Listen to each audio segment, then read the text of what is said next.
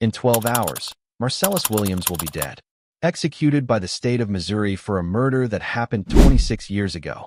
The victim's family begs for his life.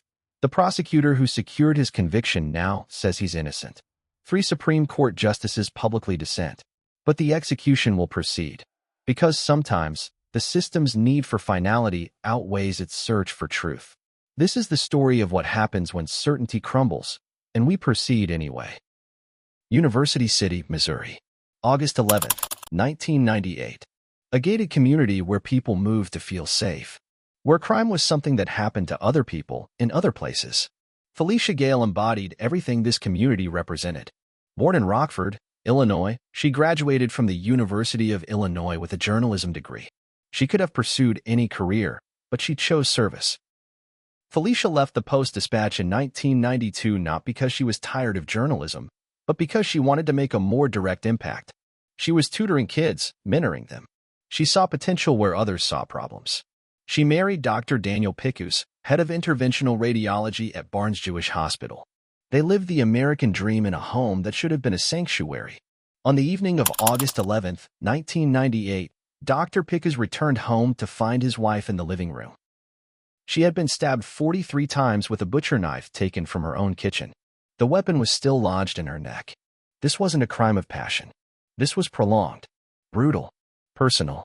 The kind of violence that shatters not just a family, but a community's sense of safety. We're looking at a burglary gone wrong. The victim's purse was taken, along with her husband's laptop computer. There's been a spree of break-ins in this neighborhood. For 10 months, the case went cold. No fingerprints matched anyone in the system. No witnesses. No DNA hits. Then, in May 1999, the family offered a $10,000 reward. 2 people came forward. Henry Cole, a fellow inmate, claimed Williams had confessed to him in jail. Laura Acero, Williams' girlfriend, said he had confessed to her and that she'd found Felicia's ID in his car. The case against Williams seemed airtight. A jailhouse confession. A girlfriend's testimony. Stolen items found in his possession. A man who had sold Williams a laptop stolen from the victim's home. The defendant broke into Felicia Gayle's home with the intent to steal. When she surprised him, he killed her in the most brutal way imaginable. The evidence is overwhelming. On August 3, 2001, after deliberating for just a few hours, the jury found Marcellus Williams guilty of first-degree murder. The sentence, death. Justice, it seemed, had been served. The system had worked. A monster was off the streets, and a community could feel safe again. But what if the system got it wrong? For 17 years, Marcellus Williams lived in a 6x8 cell on death row. While other inmates gave up hope, Williams did something remarkable. He transformed himself. He studied Islam, taking the name Khalifa. He became an imam, leading prayers in his cell block. He wrote poetry about injustice, about Gaza, about the humanity he saw in fellow inmates. Khalifa. He wasn't what you'd expect from someone on death row. He was gentle, thoughtful. He'd settle disputes between inmates. He made us all more human. But Williams never stopped maintaining his innocence. And in 2015, his lawyers made a discovery that would change everything. Advanced DNA testing revealed something that should have been impossible if Williams was guilty. The murder weapon, the butcher knife that ended Felicia Gayle's life, contained male DNA, but it didn't match Williams. Think about this for a moment. The most brutal, prolonged attack imaginable. A knife used 43 times, and the killer left no genetic trace? How is that possible? The protocol at the time was different. After the lab tested the weapon and found no prints, we handled it without gloves. We never imagined it could matter. The DNA belonged to members of the prosecution team. The most crucial piece of physical evidence had been contaminated by the very people trying to prove Williams' guilt. On August 22, 2017, just hours before Williams was scheduled to die, Governor Eric Greitens granted a stay of execution. The system was admitting doubt. The governor asked us to look at everything, not just the DNA, but the entire case. Were there problems with the original investigation? The trial? We needed to be absolutely certain. 5 retired federal judges spent months reviewing the case.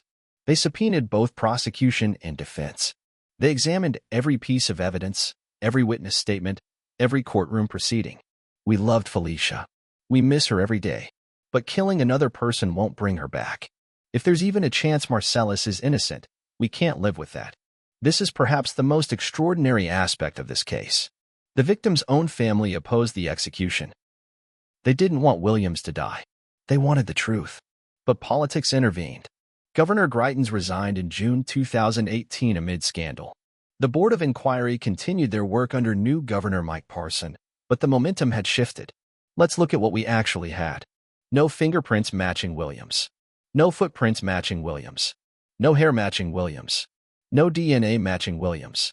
The case rested almost entirely on testimony. The testimony of Henry Cole, who received $5,000 for his information. The testimony of Laura Acero, whose relationship with Williams had ended badly. Two people whose credibility could be questioned. In June 2023, without waiting for the board's final report, Governor Parson dissolved the panel. The stay of execution was lifted. The case would move forward. I became prosecutor in 2019. When I reviewed this case, I was deeply troubled. The evidence of innocence was compelling. I had to act. In January 2024, Bell did something unprecedented. He filed a motion to vacate Williams' conviction, citing convincing evidence of innocence. A new execution date was set, September 24, 2024. Bell's motion was still pending. The victim's family still opposed the execution, but the machinery of death was already in motion. August 21, 2024. 34 days before his scheduled execution, Williams appeared in court for what might be his last chance. Williams' lawyers had negotiated an Alford plea, a legal mechanism that allows a defendant to maintain innocence while pleading guilty to avoid execution. Williams would serve life in prison without parole. I maintain my innocence, but I understand the consequences of going to trial again. I accept this plea. Your Honor, the state supports this plea agreement. We have serious concerns about the reliability of the conviction, the DNA evidence, the questionable testimony. We cannot, in good conscience, seek this man's execution. Think about this moment. The prosecutor who was supposed to defend the conviction was instead arguing for the defendant's life. This was unprecedented. You had the local prosecutor saying the man was innocent, the victim's family opposing execution, and the Attorney General fighting to kill him anyway. It was surreal. Missouri Attorney General Andrew Bailey opposed the plea deal. He wanted the execution to proceed as scheduled. On the same day Williams accepted the plea, the Missouri Supreme Court blocked it. The execution would proceed. The justices ruled they lacked procedural authority to stop it. Williams' lawyers filed every appeal they could. They argued racial bias in jury selection.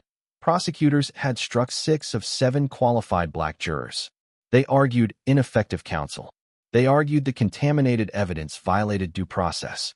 One by one, the appeals were rejected. The Missouri Supreme Court, the Federal District Court, the Circuit Court of Appeals. Each court found reasons to deny relief. September 24, 2024. Williams' execution was scheduled for 6 p.m. His lawyers filed one final appeal to the United States Supreme Court. In a 6-3 decision, the Supreme Court denied the stay. But something unprecedented happened. 3 justices publicly dissented. Justices Sotomayor, Kagan, and Jackson didn't just vote to grant the stay, they announced it publicly. That's extraordinary. It was a message that this case was different. Hundreds of protesters gathered outside the prison. They held signs reading "innocent" and "stop the execution." Among them were people who had never opposed capital punishment before. Williams was offered a final meal. He chose chicken wings and tater tots. Simple food for a man who had lived a simple life for 26 years, reading, writing, praying, and maintaining his innocence. At 6 p.m. on September 24, 2024, Marcellus Williams was executed by lethal injection. He was 55 years old. He had spent more than half his life on death row for a crime he maintained he didn't commit. His son was there. 2 of his attorneys. Notably absent, any member of Felicia Gayle's family. They had opposed this moment from the beginning. Williams' final statement was written down and witnessed. All praise be to Allah in every situation. Even facing death, he found something to be grateful for. This outcome did not serve the interests of justice. If there is even the shadow of a doubt of innocence, the death penalty should never be an option. I support the death penalty. I believe in justice for victims. But in this case, it haunts me. What if we got it wrong? What if the real killer is still out there? The Williams case exposes fundamental flaws in our system. The contaminated evidence. The financial incentives for jailhouse informants. The racial bias in jury selection. The political pressure to appear tough on crime. This case forces us to confront a fundamental question. What is justice? Is it about punishment, closure, truth?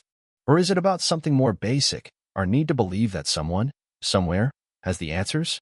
In all of this, we must not forget Felicia Gayle. She was a woman who dedicated her life to helping others. She believed in redemption, in second chances, in the possibility of change. Would she have wanted this outcome? The real killer of Felicia Gayle has never been found. The case remains technically closed, but the questions remain open.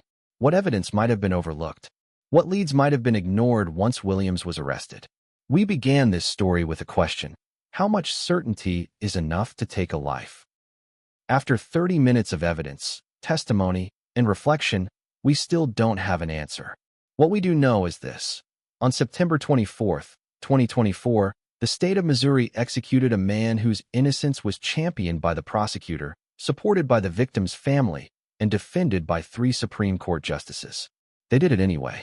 The question that haunts us isn't whether Marcellus Williams was guilty or innocent. The question is, what does it say about us that we proceeded with so much doubt? If this story moved you, hit the like button, subscribe, and ring that notification bell. You won't want to miss our next dive into the intriguing depths of justice.